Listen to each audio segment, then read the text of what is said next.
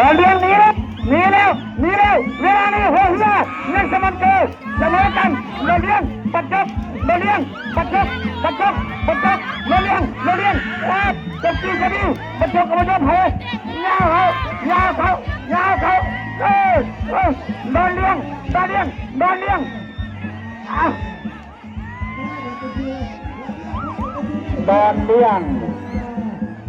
ดนเลี้ยงอยู่ข้างนอก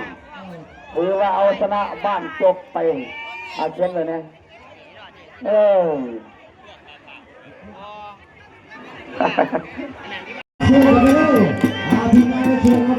ท่านจ๋าใบหน้าสลอ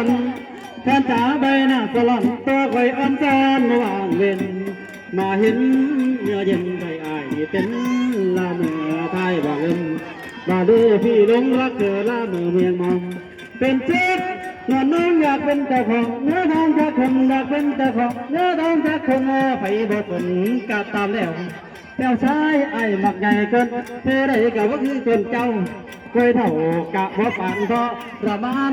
ใจไอ้น้ำไหลเอ้ยไทยกะแบ่งเกินเงี้ยเนื้อมันเนี่ยพอเนื้อหล่อผู้เป็นเยอะ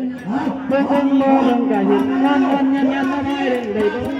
เป็นเจ้าเป็นสีงามเป็นเจ้าเป็นสีงามกระโดดมาพอปานเกิดติดเขากระโดดมาท้องเจ้า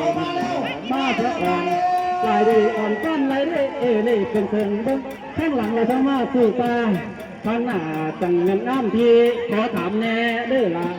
หน้าดำนั่นแหละไปดื้อเดินมาพี่น้องระวังเรื่องน้ำเงียบคำอยู่ทั้งเบื้องนอกและก็เรื่องจากเบื้องตาอยู่ทั้งเบื้องต้นตอนนี้อย่าต้องทำก็ยังพวกที่สู้ยังดูดีกันอยู่พี่น้องยังเบิ่งออกยังบอกว่าถูกปลาไผ่เป็นไผ่ตอนนี้ไอ้เรื่องต้องทำกำลังก้าวกำลังเห่ากำลังเจอกันเข้ามาพี่น้องบีมาแล้วจับจีระวังอยู่จับจีระวังเงียบครับโคตาก้าวเข้ามาเลยเพื่อนทั้งสองยังจะมันเจอสักโคตาไอ้อีนั่งเงียบกันที่ไทยอาชีพตีมาจังไหนในการลงสนามในครั้งนี้อาชีพหักขาเพื่อนแจ้งไว้คือเอาอะไรบอลลูนตอนนี้นั่งเงียบกันเริ่มตีห่างออกมาแล้วไปจะไปเจ้าไปเงียบครับอยู่ข้างนอกพบตักอยู่ข้างในเงียบเข้ากันอยู่ข้างในเงียบครับ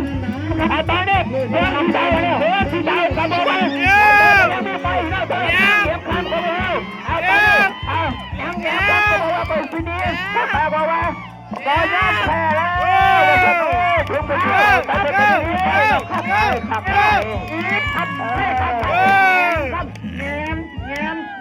งียบคำตบมือไว้เงียบคำเนี่ย